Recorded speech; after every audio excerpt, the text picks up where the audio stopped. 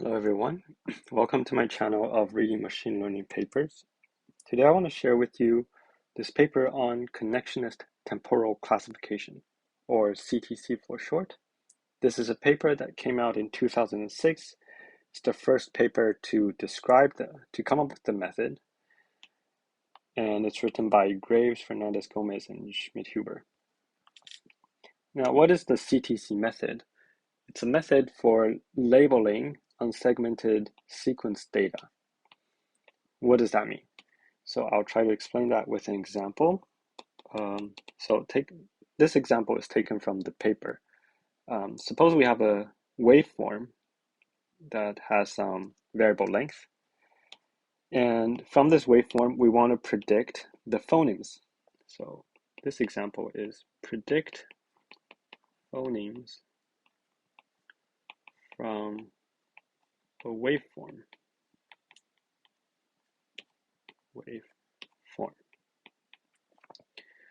Okay, so then, as you can see, here we have the ground truth that tells you, okay, this part corresponds to the ow sound in sound.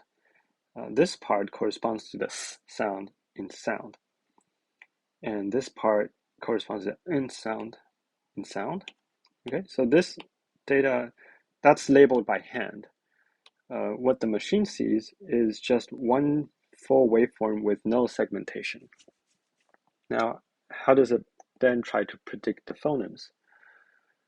So one way we could think, or one way people can think of, is, let's say we just arbitrarily segment the waveform into equal lengths, and then each segment goes through a neural network, and then it has some prediction. So maybe this would be the DH part, this would be the AX part, this would be the AX part. Maybe this would give you S, this gives you S, this gives you S, this gives you maybe nothing.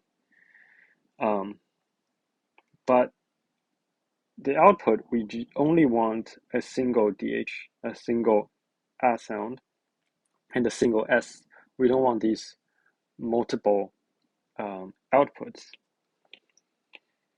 So another way we might think is to, again, segment the waveform into equal lengths and then pass an RNN through it. So then the RNN remembers the state from the previous output. Let's say the first segment predicts nothing.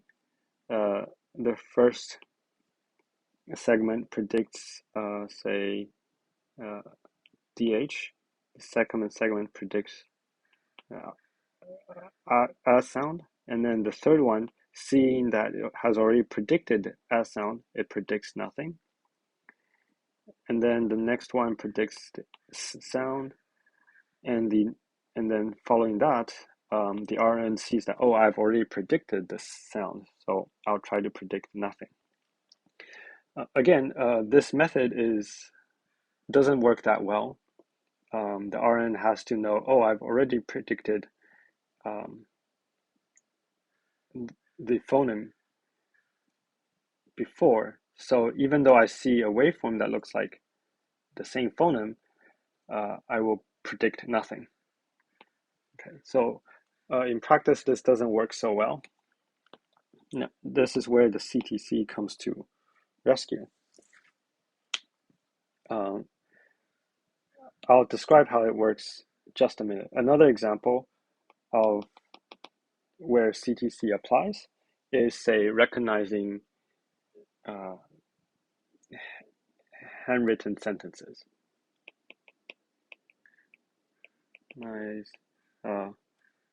Recognizing letters in handwritten, say, let's make it short, say a handwritten word. Let's say someone writes perhaps, for example.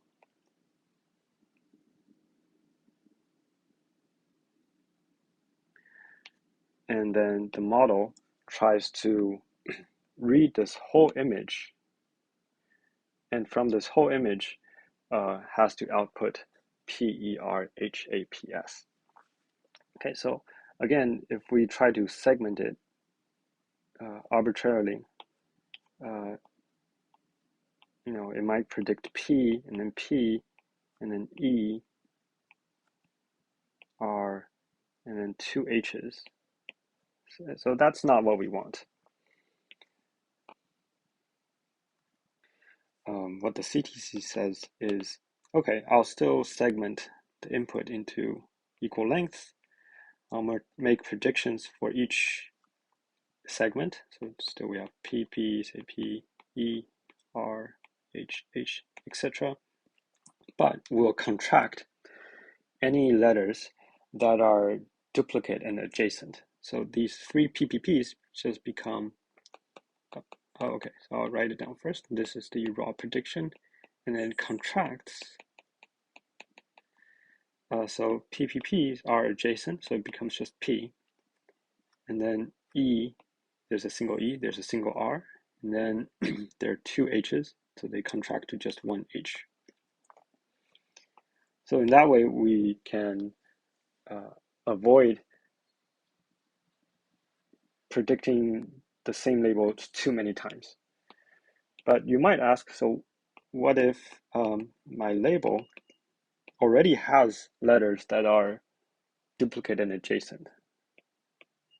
So my target is, say, www.google.com, right? So here we have three W's, and if the model is any good, it would predict three W's, but how do we know not to contract that?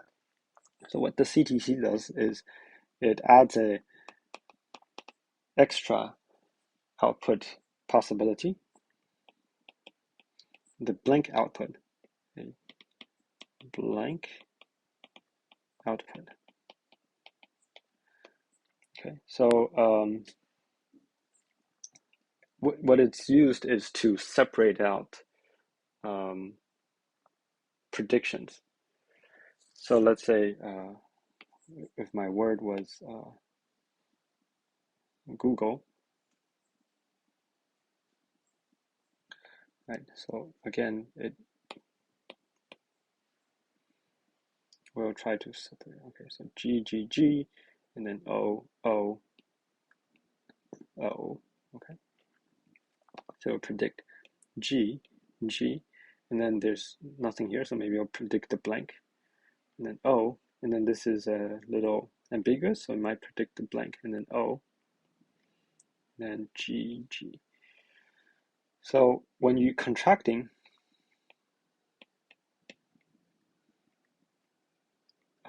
the O's are not adjacent anymore. They're separated by a blank. And so you predict two O's instead of just one. Okay, so and then of course all the blanks are removed from the final prediction. So the blanks are there to help with targets that have duplicate and adjacent labels. All right, so let's try to formalize this a bit more. Suppose our input data has T segments. T segments. The segments can be overlapping. It's just that in the previous example, I didn't draw them to overlap. Okay, so there are T segments. 1, 2, T. The target, let's say it has length L. So if the target was Google in the previous example, that would be 6. And for each segment, there are C number of labels.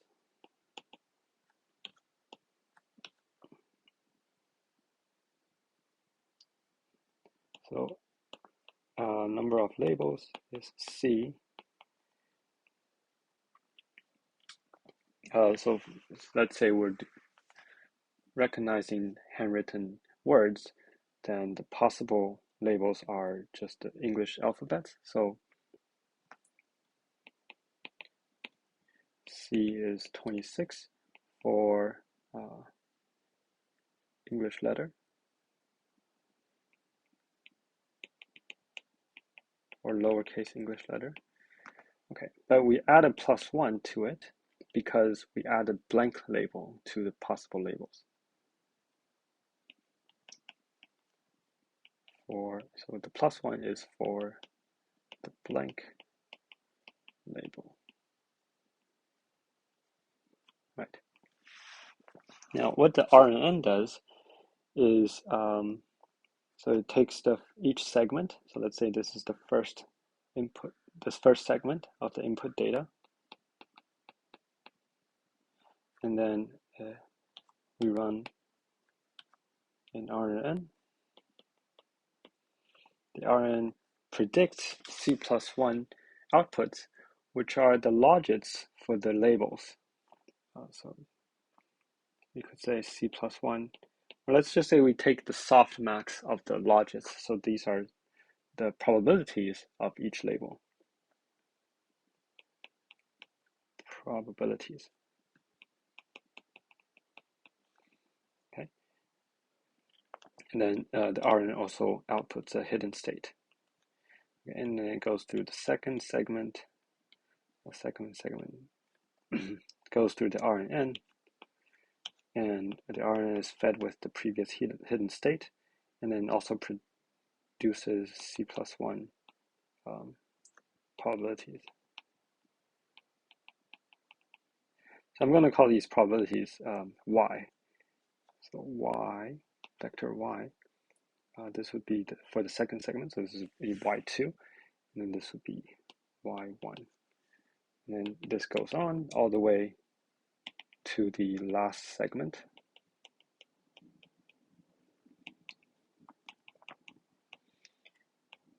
And it produces YT. And it outputs some hidden state, but we don't care about that. Okay, so we have, so the YT are probabilities of label for segment T.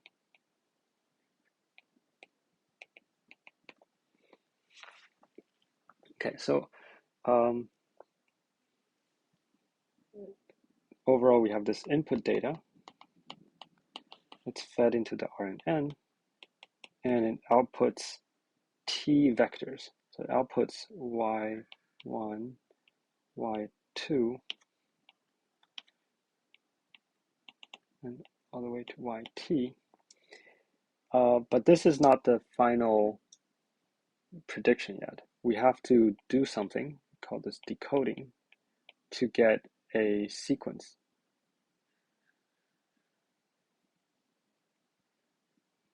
So final prediction.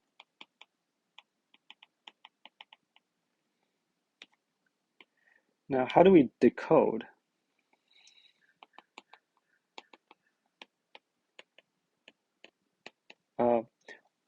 One intuitive way, or the easy way, is to say, oh, we'll just pick the most probable label at each time frame.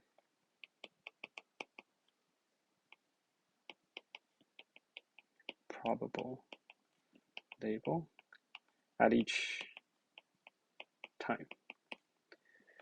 So we would have argmax of y1, argmax of y2, all the way. Okay, and then contract this, and then contract this.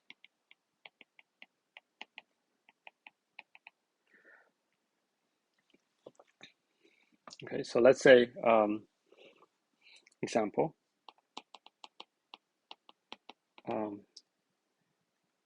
We have a sequence, input data that has only 3 frames and with 3 possible outputs. So let's say A, B, and blank. So let's say 0.7, 0.3, or 0.2, and 0.1 for the first segment. And then, so this is Y1. And then Y2 is 0.3, 0.6, 0.1, and then 0.7, 0.1, 0.2. So Y3. Okay, and so we will just pick the most probable. So this will be A, and then the second one will be B, and the third one will be B. So the uncontracted sequence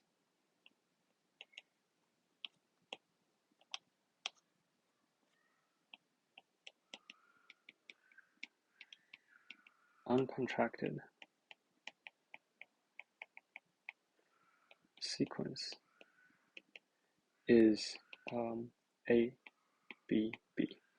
And after contracting, we get AB. That's our final result. Okay, so this is intuitive way. It makes sense. But it may not be the most probable contracted sequence. So it ignores some subtleties. So the proper way, I mean, the easy way performs, has some performance boost compared to the traditional RNNs, but we can do better. And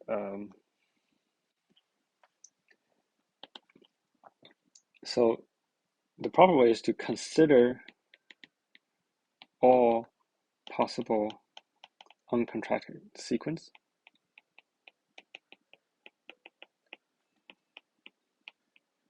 And we denote this space. So a uncontracted sequence is pi, and it lives in the space n to the t. Because the uncontracted sequence all have length t, and n just means the possible labels. Okay, and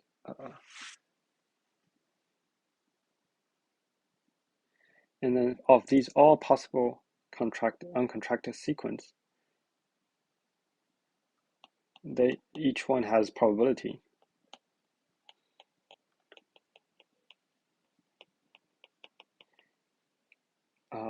Which is just the product of the sequence probability, the product of the probability of each element in the sequence. So let me write down formally, and then I'll give an example. So this is y of t from 1 to t of pi t. Okay, so what does this mean? It means if I consider all possible uncontracted sequence and using the same example,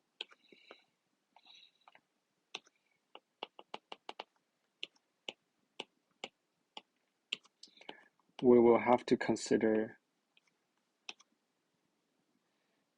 AAA, AAB, AA blank, ABA, ABB, AB blank, and so on and so forth. Okay, so AAA has probability, which would just be 0.7 times 0.3 times 0.2.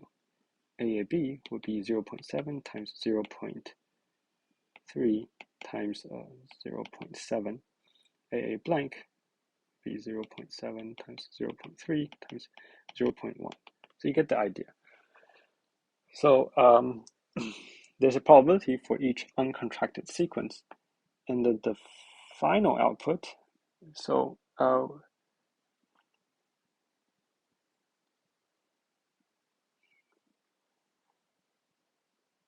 so the probability for each contracted sequence. So L denotes the contracted sequence.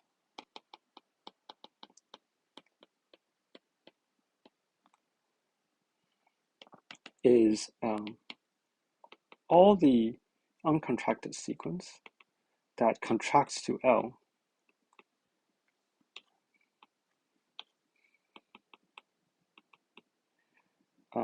and then the probability of all this. Okay, so the probability of each uncontracted sequence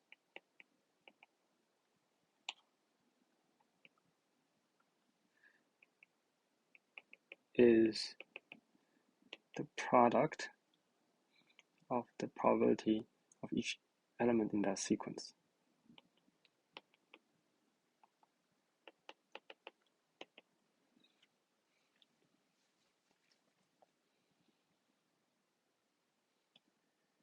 Right. And then our final prediction is the contracted sequence that has the largest probability.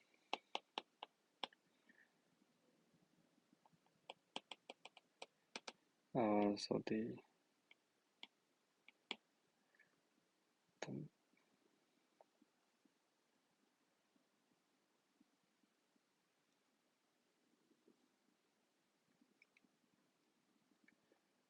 it is L star, where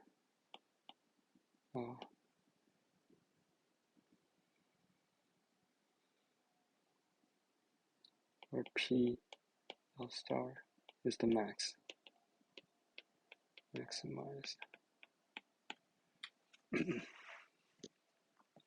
Okay.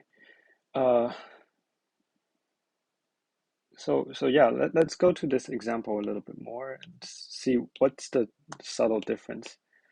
So let's say for this one, both AAB and ABB contributes,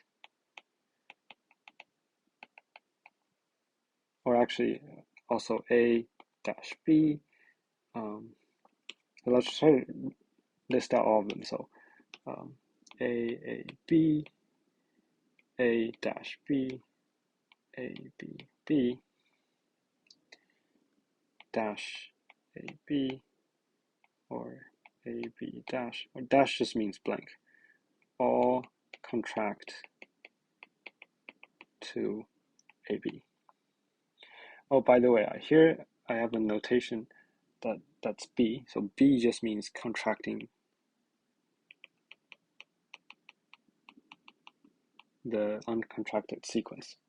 So it's a function that maps from uncontracted sequence to the contracted version. Okay, so all of these, back to our example, all of these contract to AB, and we will have to find the probability of all of these. So this one, so it will be 0.7 times 0.3 times 0.2. A dash B is 0.7 times 0.1 times 0.7, and so on. Okay, so then the probability of AB is the sum of all these probabilities. And then we'll have to look for, say, BA. So let's say we want uncontracted sequence that contracts to BA. Then what are the possibilities? There will be BAA, BBA, B blank A, blank BA, BA blank.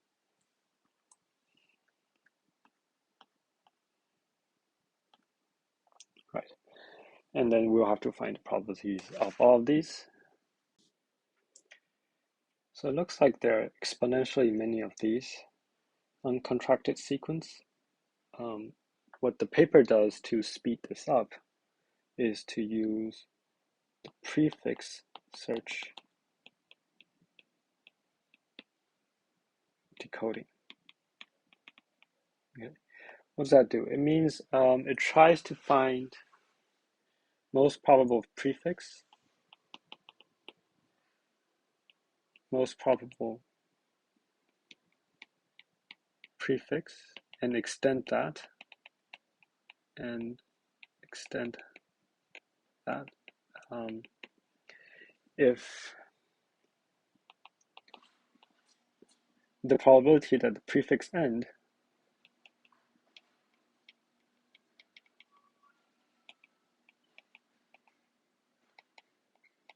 so the prefix ends means that we have predicted the full sequence.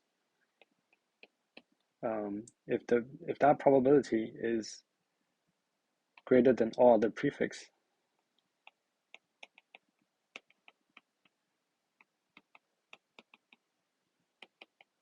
then our search has come to the stop.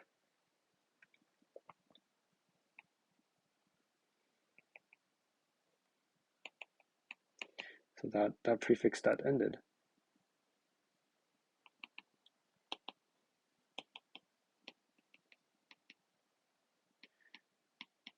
That is the prediction.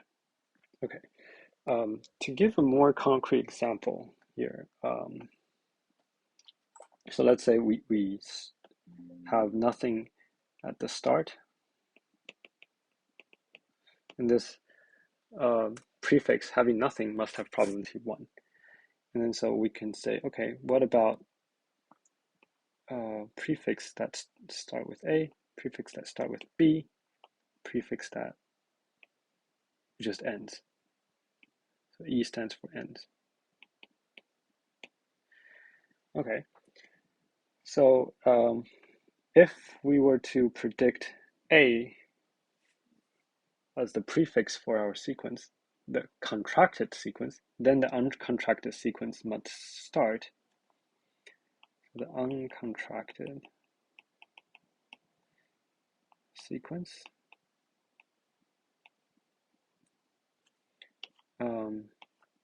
it must start with A or bar A or bar A, or bar being blank. So it's A, blank A, or blank A. And then say for A, this is followed by anything. Whatever it follows, this sequence will always contract to something that starts with A. And then for B, we have to consider B, bar B, and then bar B. For if the sequence ends directly, then it must be that the sequence is only blanks. Okay, so to calculate the probabilities, so A, we see that it's 0.7, and then bar A is 0.1 times 0.3, and bar A is 0.1 times 0.1 times 0.2.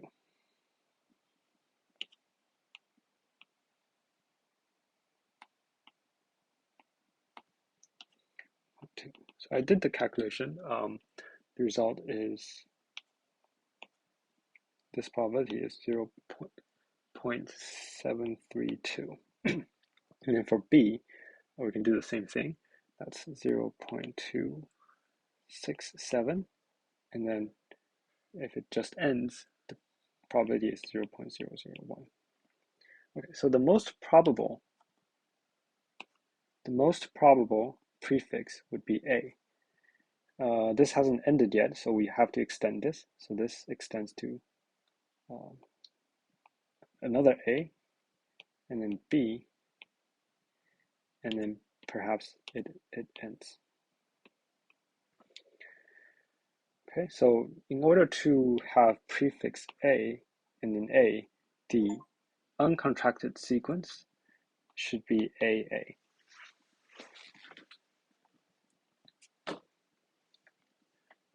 Then for prefix AB, it could be AB or bar AB or AAB, ABB. All these contract to a sequence whose prefix is AB. Is there another one? Yes, A bar B. Okay, and then for if it ends, it has to be, so it will be A or A bar, A bar bar A, etc. etc. Okay, so I did the calculation again. This probability is 0.732. 0.14, and then for prefix AB, 0.637. This one is 0.081. Okay, again, this prefix AB is most probable, so we keep extending that. So then this again has three possible outcomes. It could be extended as another A, extended as B, or extended as end. And here I'll try to list the possibilities. So ABA will be ABA. There's only one uncontracted sequence that contracts to ABA. And then ABB, that's actually impossible, because if the uncontracted sequence was ABB, it contracts to AB. So since our uncontracted sequence is only length 3, this is impossible, so it has probability 0. And then AB end, so this could be ABB, ABE, AB bar, bar AB, etc. Okay, again, the probability of these are calculated. This is 0.084. This is 0.553. Aha! So we see that if the prefix ends, it has probabilities 0.553, and this is greater than all other prefix. The probability of all other prefix. Right, so the one prefixes start with B, or a prefix that's just AA, or a prefix that's ABA.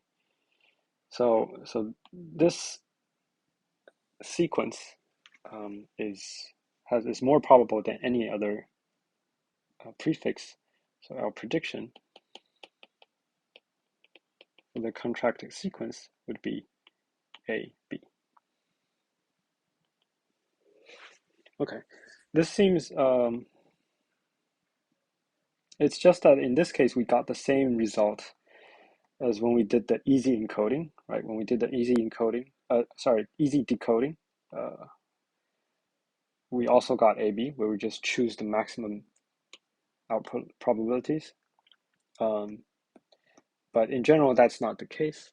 And this second method, where you find the most probable contracted sequence, is the proper way to go. Okay, so but even doing this prefix first encoding is still exponential growth, and it takes a lot of time. It eliminates a lot of unnecessary calculation, but it's still exponential growth. In practice, the paper also adds a heuristic approach. So it also needs to segment the outputs into smaller pieces. So let's say we have y1, y2, all the way to yt. So I should write the time index upstairs. So we have a lot of logits, and what the heuristic approach is it tries to break down these long sequence of logits into smaller pieces, and it breaks down by selecting one, the y here has high probability,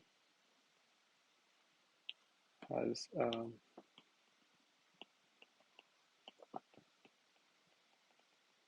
predicting blank. Right? So it basically tries to separate the output by blank predictions. You can use, the paper uses a threshold value for that. So more formally, it's saying that yt of blank, the blank probability is greater than some threshold. Then if that's the case, then that position can be used as a separator. So then this part, we can do its own prefix first search. And then this part, we do its own prefix first search. And then we just concatenate the result from here and the result from here and the result from here and the result from here.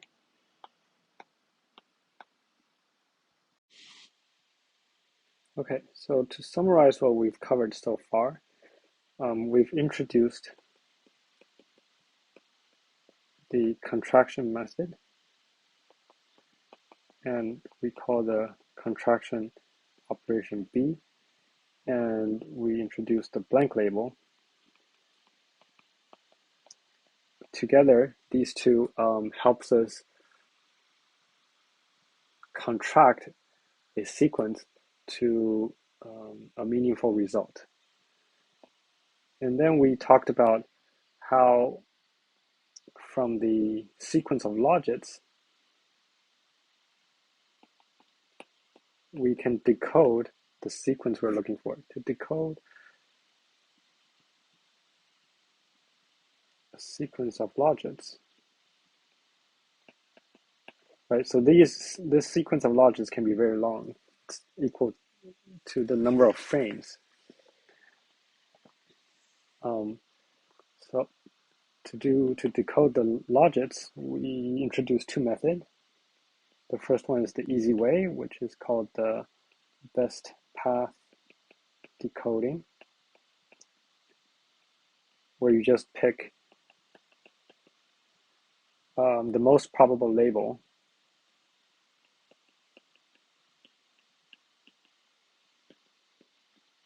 at each path, then contract.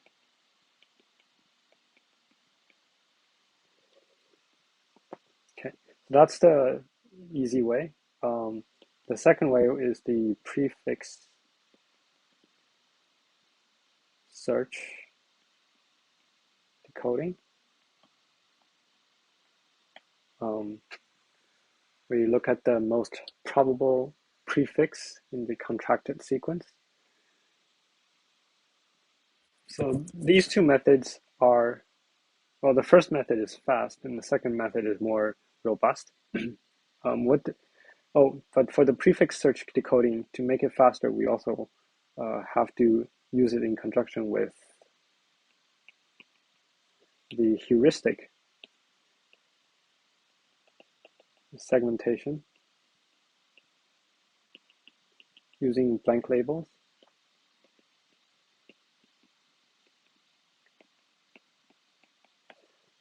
Okay, so both of these methods are here to help us maximize the probability, or to find the maximum probability of a sequence. So the true objective is to find L such that P of L given the data is maximized, and P of L given the input data X is just summing over all the probabilities of all the uncontracted sequence given X, and these uncontracted sequence have to contract to the given label. Right, so that in the end, our two decoding method is trying to approximate this. The prefix search decoding can get this exact result, but with the heuristic segmentation, it's not always correct, but close enough. But this is the goal. Okay, in the next half of the video, I want to talk about the loss and how to calculate the gradient. So we want to talk about the loss function, and how to backpropagate the gradient. These will be very math heavy, and you don't have to know these to apply CTC, but for the sake of completeness, I will discuss them anyway. Feel free to skip the next part. All right, here we go. First, let's talk about the loss function. So we want to maximize the probability that I wrote here. So in some sense, it's minimizing the negative of that probability. So the loss function, we can just define as negative the log of P of the target given the data. So L is the true label sequence. Okay. So that's the loss. That's very intuitive. We just want to maximize the probability of predicting the right sequence.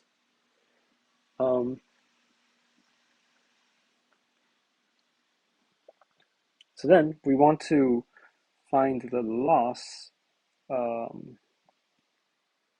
the derivative of the loss with respect to the logits.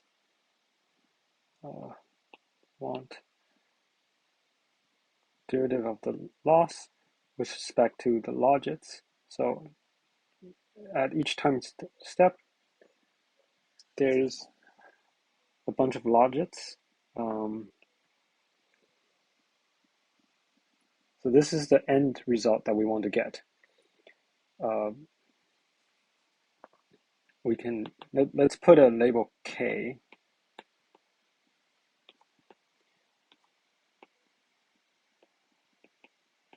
For each component of the logits. So this means T, it labels the frames, and K labels the label of each output. So this is from 1 to C. Remember, there are C possible labels, and then C plus 1 because there's the blank label. Okay. This is the final goal, but we will first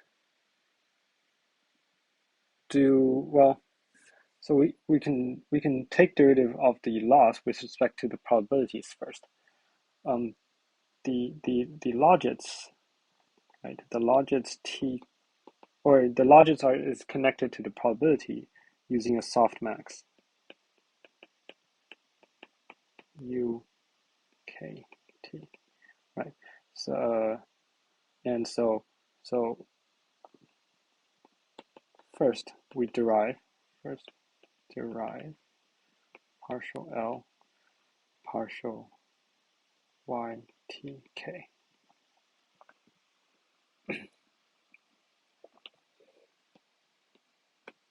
And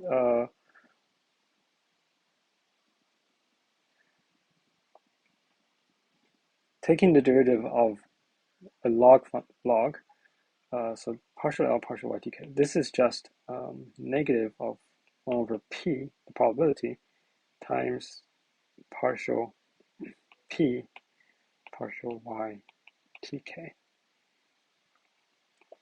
P is just shorthand for this probability of the label given the data, right?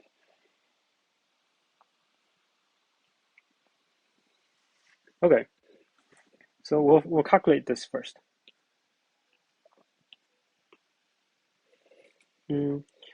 Previously, we wrote that P of Lx is equal to the sum of all possible uncontracted sequence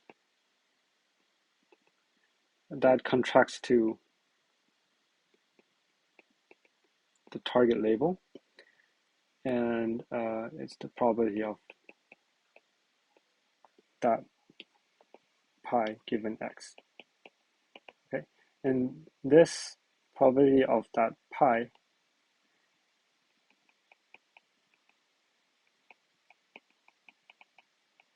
is the product of all the corresponding probabilities in that sequence. So this is from t equals 1 to t, and not k, but pi of t. Okay. So as a quick example, like let's say L is AB, then pi can be AAB or ABB, and then the probability pi of x is then the y1 being A times probability y2 being A times probability of y3 being B. To make it less ambiguous, pi being AAB, that's what it is, right? So this is how the probability or how the loss is related to the y's. So if we take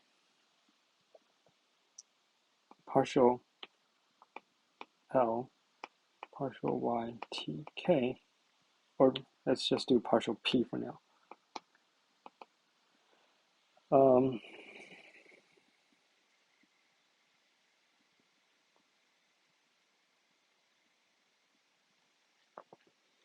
This means summing over all sequences, and then with the sequence at time t being k, and it contracts to L, probability of pi given x. Right, so there's additional constraint that this sequence, uncontracted sequence, at time step t has to be k, right? Because, and we take the derivative of that, because only these terms contain ytk. Okay, so after taking the derivative, since these are all first order in ytk, it's fairly straightforward.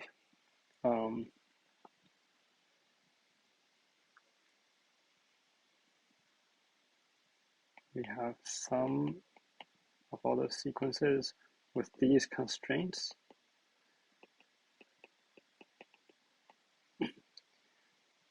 And then product from y t prime pi t prime. So t prime equals 1, t prime not equals 2t to t.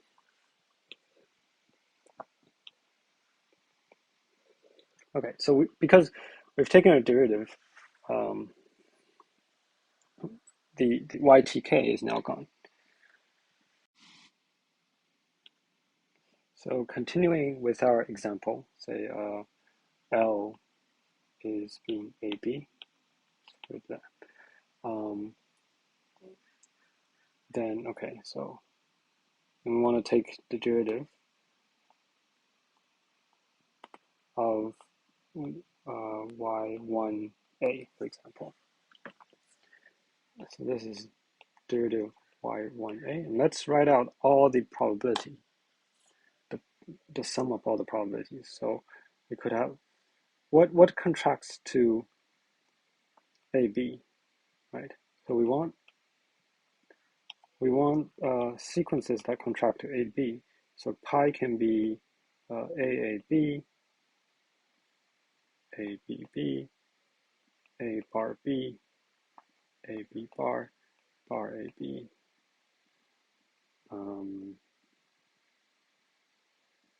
I think that's it, right? So then we add all of them. So y1 being A, y2 being A, y3 being B. I'm just going to copy paste all this. So there should be 5 terms because these all contract to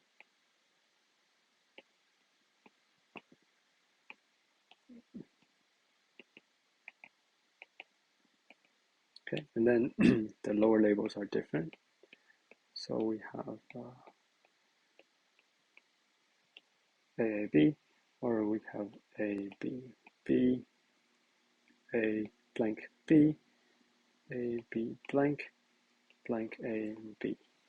Right, so when taking the derivative, we only want terms that include y1a.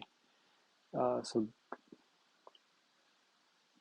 okay, let's make it y2a just for the purpose of illustration. So we only want terms that include y2a, then this term would not vanish. This term would vanish because it's y2b, and y2 bar vanishes, y2b vanishes. This one doesn't vanish. So we're only left with y1a, y3b, plus y1 blank, y3b.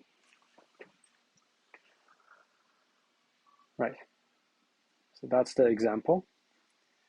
So in principle, we can calculate like this by writing out all the possibilities. But the paper introduces a clever idea where they use dynamic programming to simplify the calculation. So what they did was, okay, so let's just keep this in the back of our heads for now. I'm going to introduce 2 new concepts.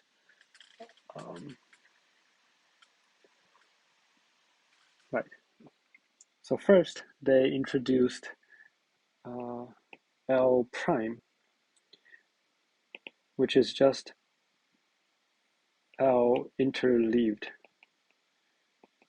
with the blank. So AB becomes blank, A blank, B blank.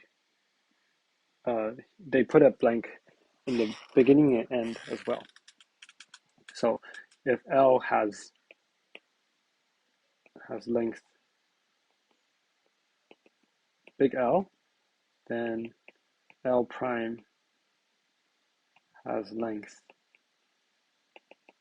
2L plus 1. Okay, so that's the first thing. The next one is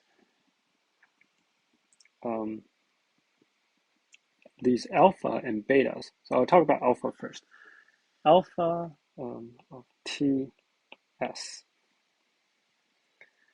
So this means that, what is this? This is the probability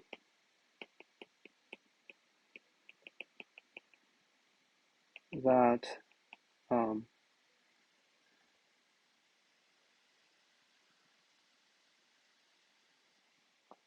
predictions or uncontracted sequence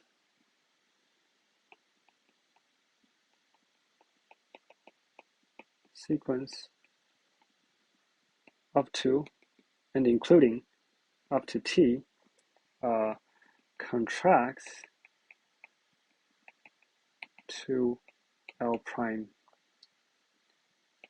up to S. So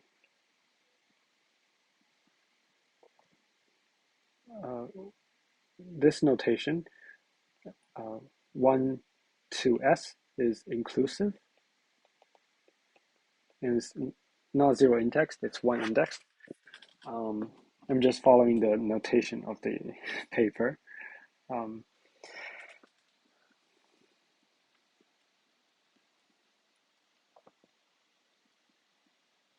Right. So, there's also a condition, and that is, so in addition to that, and the uncontracted sequence sequence ends with L prime S.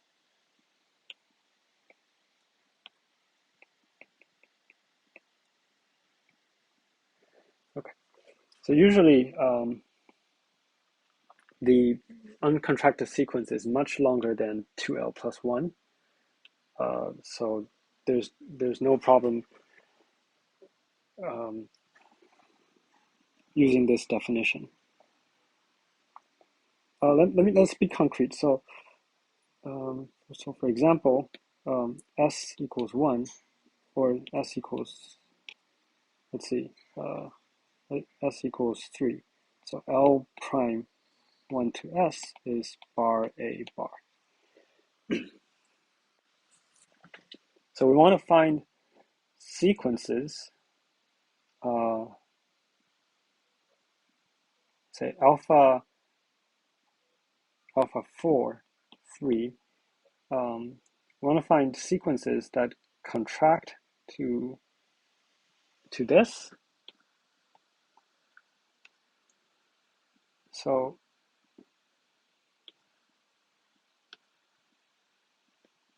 let's say we want alpha 4, 3. Then we try to list out all the possible sequences. So pies. So it could be A bar. So remember, we must end with a bar, and that's in the definition of alpha. Or it could be so A bar bar, A bar bar. Realize there's a lot of possibilities. It could be bar A bar, bar A bar A bar. What else is there? 1 2 1 2 3. Or bar A bar bar.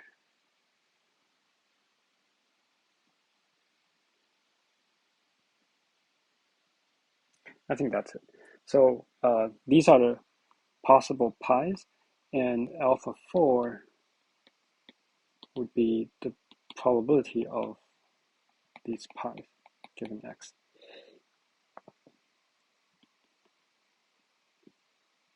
So these are the possibilities. Right. So I guess the special thing is that it has to end with L prime S. So if it ends with a bar, it must end with a bar. If it ends with an A, it must end with an A. But other than that, it's just whatever contracts to the prefix of the target. Okay. These can be found recursively, but for now, let's just say we know how to calculate this. And we define beta TS as the probability that uncontracted sequence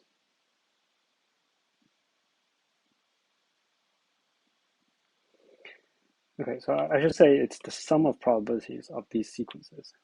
Sum of probability of sequences uncontracted that contracts to L prime. This time it's to the end. So L prime to the end. This sequence has length 2L plus 1.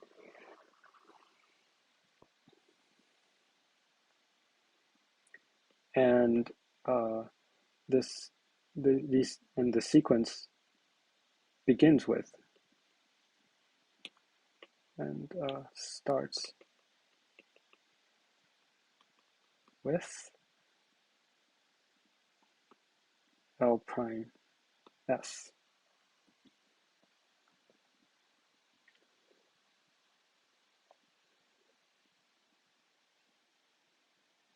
Okay, um, so I should write the definition here, change that to be more precise. So this is sum of probability of uncontracted sequence up to t that contracts to the prefix. And for beta, it's those that contract to the suffix up to s. So again, let's give some examples. L prime is bar A, bar B, bar, and beta. So L prime, say we want, again, 3 to 5 is bar B, bar, and then we want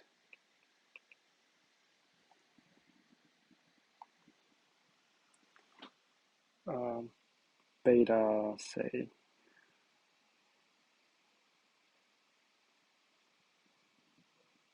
so beta, again, beta 4, 3. So the list of possible pies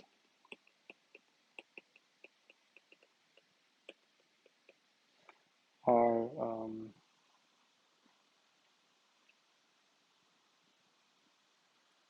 so it must start with a bar and must have a B. So it could be this, or two B's, or three B's, or it could be two bars and then B, two bars B, B, or it could be three bars and a B. So these are, and then beta 4 is just the sum of these probabilities.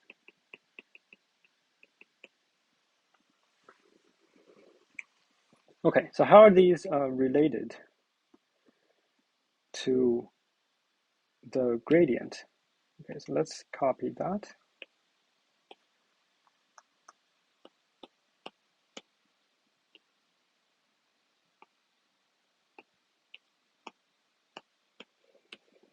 So this is the gradient of the probability with respect to y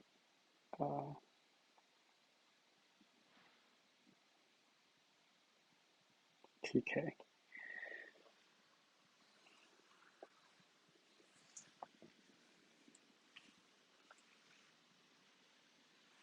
Okay, so this,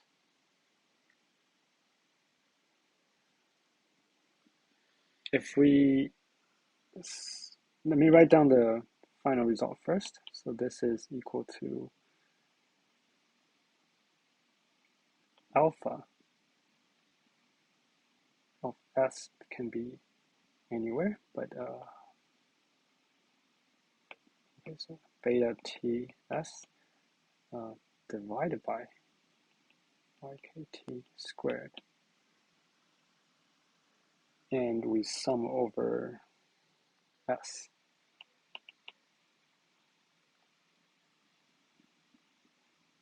To L plus 1.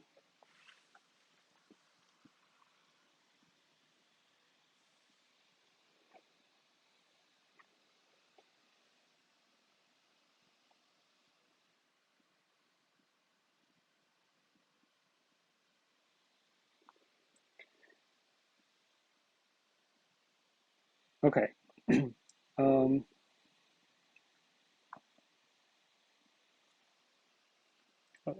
Given the condition, there's a condition, so that L prime S equals K.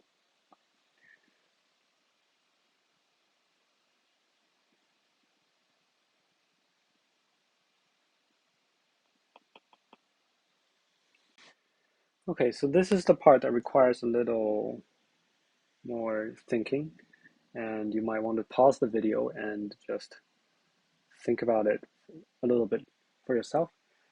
So how do we make sense of this thing? Why is it true? Suppose we want to look at y, the derivative of the probability with respect to y, say 5a, right? And so we're saying that of all the uncontracted sequence, 1, 2, 3, 4, and the fifth one is being a. Okay, so this has length t. What kind of uncontracted sequence, subject to that the fifth position is a, contracts to our target? Let's say the target. So this is just an example. The target is say a bar b bar a bar a bar. Okay, for example, that's our target sequence.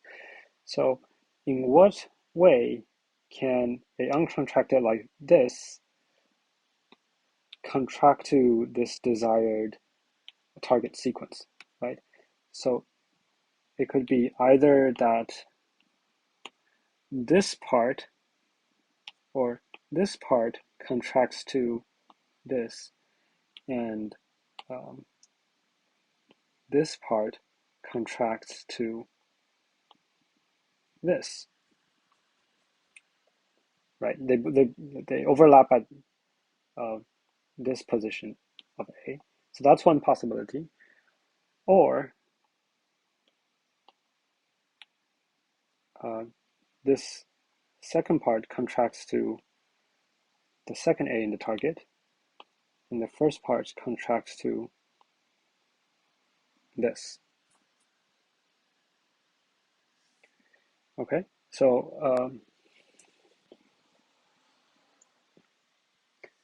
that's what this is saying.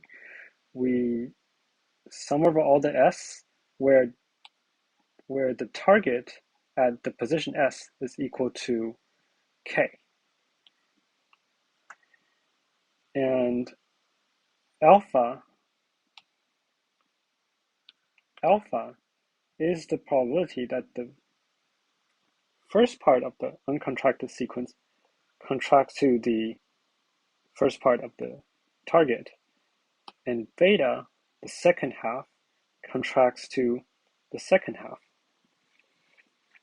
Okay, and alpha and beta each contain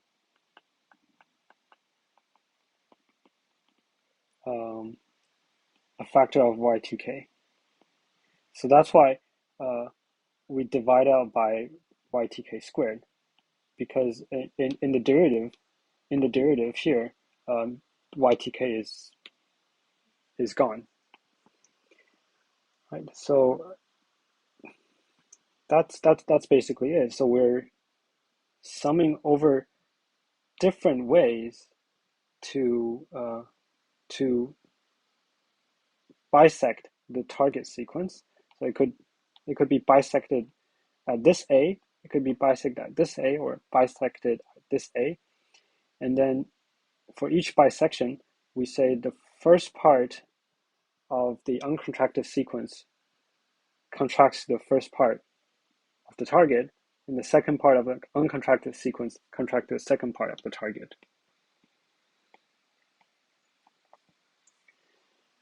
Right. So that's why this is true.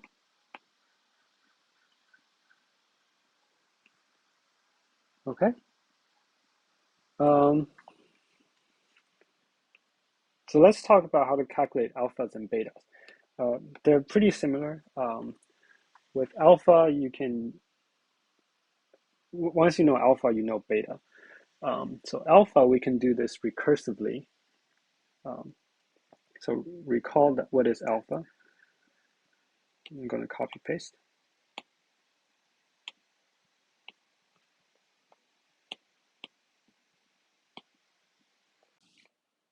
So we can define alpha t recursively. T recursively. Okay, so let's say um,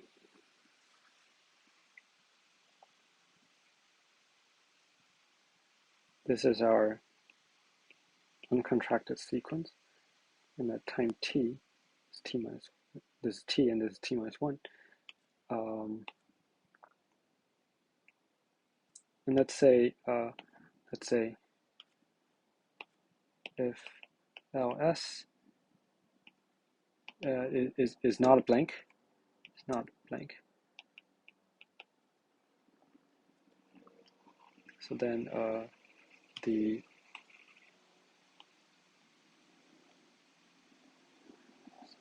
S 1, 2, 3. The red one corresponds to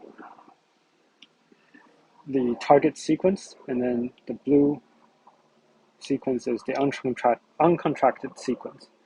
So how would this contract to this, right? Um, one way is that this part already contracts to ls, and let's say the last character is a. So this part already contracts to L up to S. Then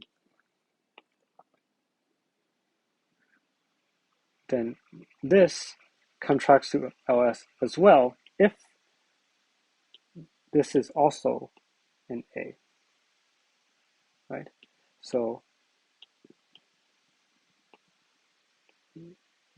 the previous part already contracts to this prefix. Then if the teeth character is also A, then it still contracts to the prefix. So there's a term that's alpha t minus 1 s y k t.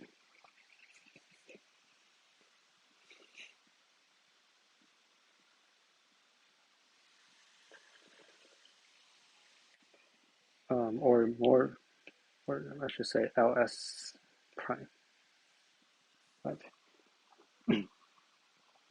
So this is the probability that this prediction is the same as this prediction. Okay, and then there's another term where it's possible that the first few only predicts up to one less.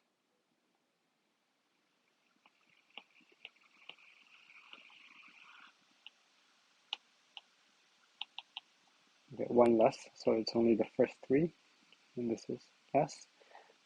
Since this is A, this has to be a bar, because remember L prime S is interleaved with the blank labels, so it must be that this is the bar that contracts to this, and then this must be an A so that this whole thing contracts to L up to S. This term is alpha t minus 1 S minus 1 y t l s. Okay, there's also a possibility where um, this predicts to S minus 2.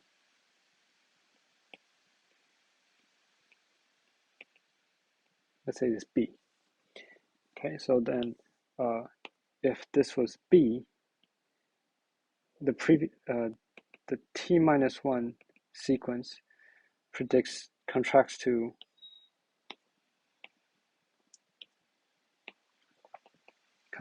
this, then the next character, if it's A, it also contracts to this whole thing.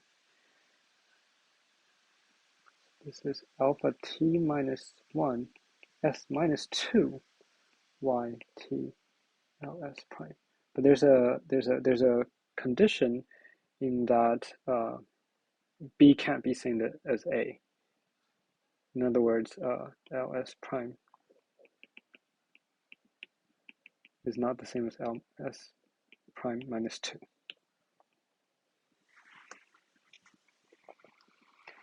Right.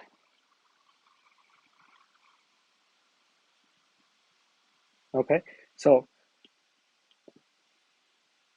to summarize, these are three possibilities. Um, each scenario, the whole thing contracts to this, the prefix of L prime, and the whole thing contracts to the prefix if in case 1, the first t minus 1 contracts to the whole target, and the other case is the first t minus 1 contracts to the target minus 1 up to the blank value. And then the third possibility is the t minus 1 sequence contracts to the target up to the last two. Okay, so this was the recursion, and so if ls equals ls minus 2, then we don't add the last term. So alpha ts equals alpha t minus 1 s y t ls prime plus alpha t minus 1 s minus 1 y t s prime f ls prime minus 2. Okay, you can easily show that if ls prime equals the blank character, this is also the case. Okay, so and same for s prime not equal to the blank character. Okay. So this is messy. So there, let's just write this again. So it's alpha t minus 1 s plus alpha t minus 1 s minus 1 y t ls prime. If ls prime equals ls minus 2 prime, or ls prime equals the blank character. And then we have ditto plus alpha t minus 1 s minus 2 y t ls prime otherwise.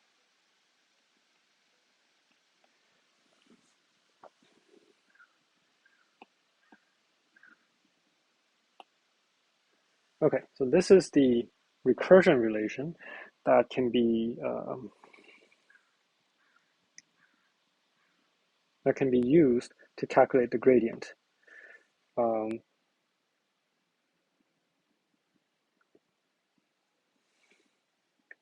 And if t is less than s, then clearly there's not enough uncontracted label that contracts to s. So then alpha t s is 0. It's just 0 probability. And then similarly, we can define this for beta. I think it doesn't give you more information if I write the equations down, so I will not do that. But these are how alphas and betas are calculated. Okay, so here we have it.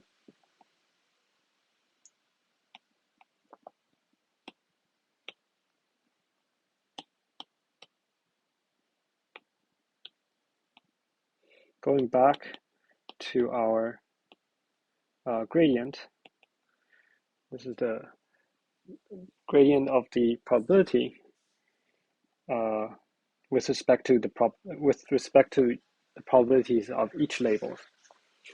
Okay, but we want the gradient with respect to the logits. So we have to do a little bit more extra work. Remember, L equals negative log P.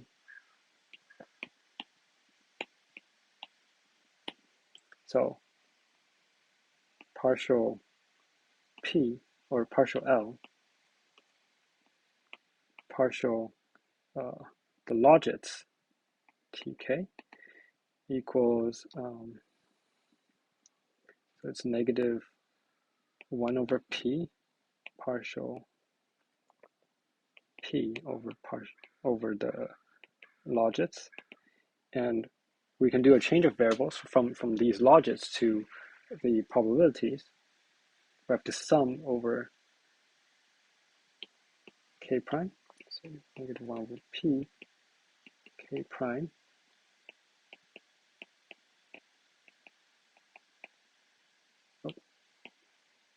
Y, and then partial Y T K prime over partial U T K. Okay, so we figured this out already. And then we still need this part. So these two are related by softmax. So let's try to write it out. So Y of TK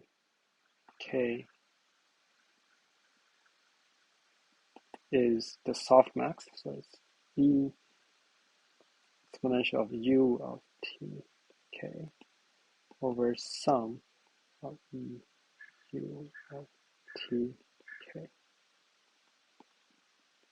So K prime is from 1 to C plus 1 because there are C plus 1 labels.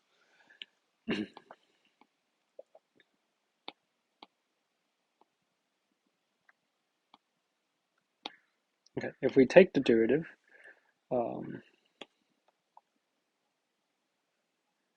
let's make this notation easier to follow. So call these dummy variables K, L, let's say J. And then this would be K prime, partial Y, T K prime, partial U, K T. Okay, so this is a practice of derivative. Let's call Z J equals 1 to C plus 1 e to the U J T. To define this, the partition function. So I will not go through every detail, but you should try to work through this if you come thus far. So this is equal to negative Z squared e to the U K T U K T plus Z e to the U K T if K equals K prime. So delta K equals K prime is just 1 if K is equal to K prime and 0 otherwise.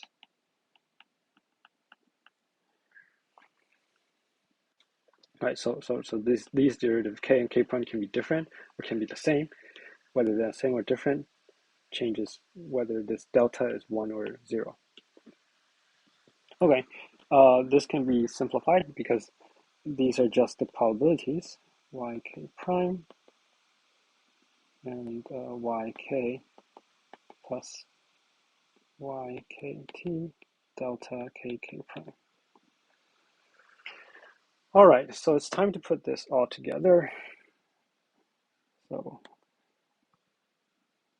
partial L partial U kt equals negative 1 over p sum over k prime. Partial p partial y is here.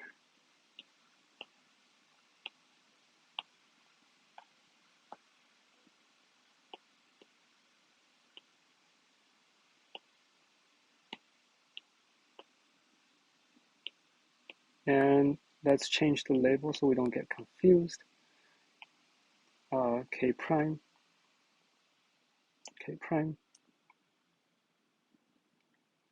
right? And then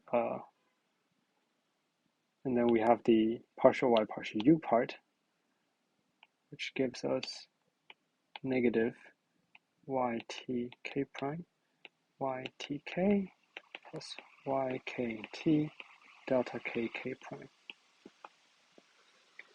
Okay, so let's simplify a little bit. It's 1 over p. This term, delta kk prime, it's only 1 when k prime equals k. So because we're summing over k prime, then it's guaranteed that this is activated once. So the second term, let's write the first term first. So this is sum over k prime, sum over s equals 1 to 2l plus 1, l prime s equals k prime, alpha t s, beta t s, ytk over ytk prime, okay? And then minus the second term with this delta function has no more summation. It's just s equals 1 to 2l plus 1, ls prime equals k.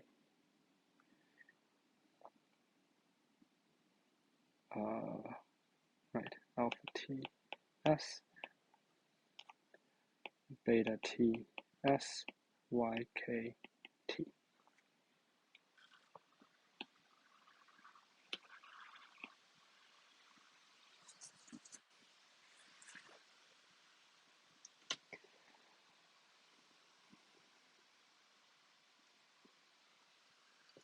Okay, and then here we see that we are summing over k prime and s, where l s prime s equals k prime. So this means, right, so let's say s is,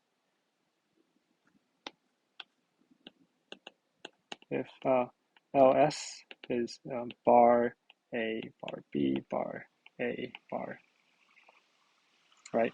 And then we sum over k prime. So k prime is bar or a or b.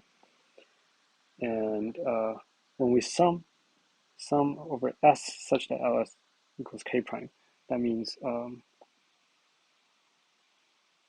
so when k prime equals a, s is equal to 2, 1, 2, 3, 4, 5, or 5. If k prime is equal to b, s is equal to 1, 2, 3, 4, right? At ls, at L4, it's equal to b. So at k prime equals blank, s equals 1, 3, 5, 7,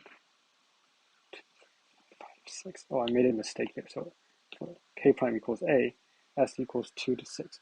So when we sum over k primes and then these s, this really just means summing over all s. So this is equal to 1 over p, summing over all possible s with no constraint, alpha t s, beta t s, 1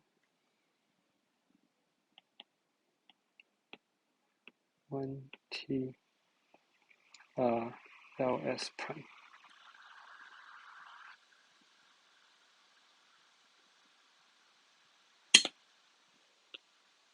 And we can factor this out.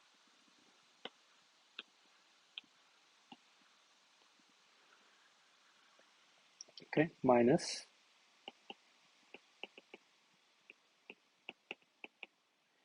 2 plus 1 alpha t s, beta t s, 1kt, ykt. Right.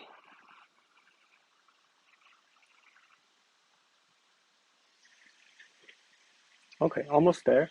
When we squint at it, we realize this is exactly p, right? Because alpha means predicting the first half, beta means predicting the second half of the target. There's an overlap at t, but we divide that by this. So then everything is only counted once. And then where we divide the target ranges from 1 to 2l plus 1, so it ranges everywhere. So that just means this is equal to the probability. So this simplifies it even more. 1 over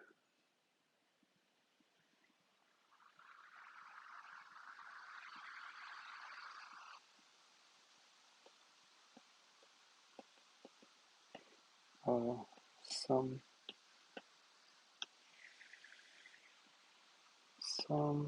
s. Now let's just write sum over s given the constraint that ls prime equals k, alpha t s, beta t s.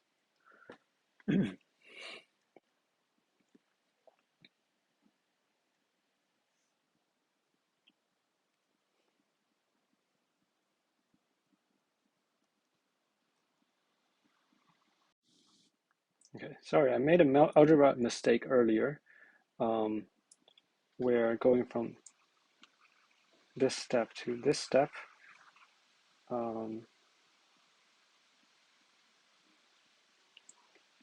This is not ytk over 1. It's actually, I forgot, this is divided by this. So actually this is ytk in the denominator. But this doesn't change much. It's just over here, ytk should be in the denominator. And then, so when we pull this out, it's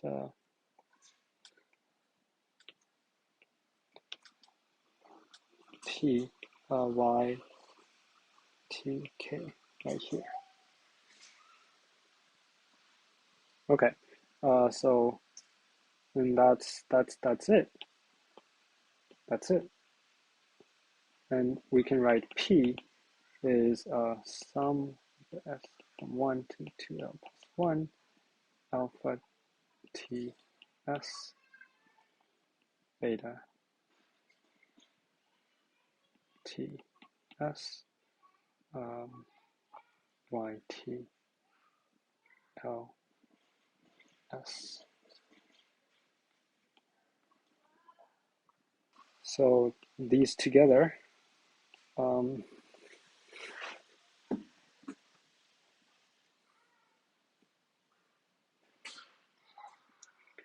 gives us the gradient with respect to the logits. So let's write that again. The derivative of the loss with respect to the logits.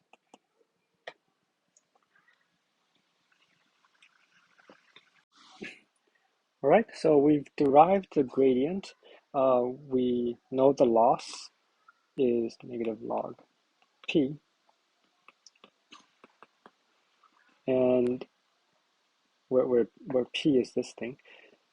And we've talked about how to do inference using the CTC, and that's it. So I hope you enjoyed this video, and if you work through all the math, good job, and give yourself a pat on the back. It is very evolved, I would say. So if you manage to do it, great job again, and I will see you next time. Goodbye.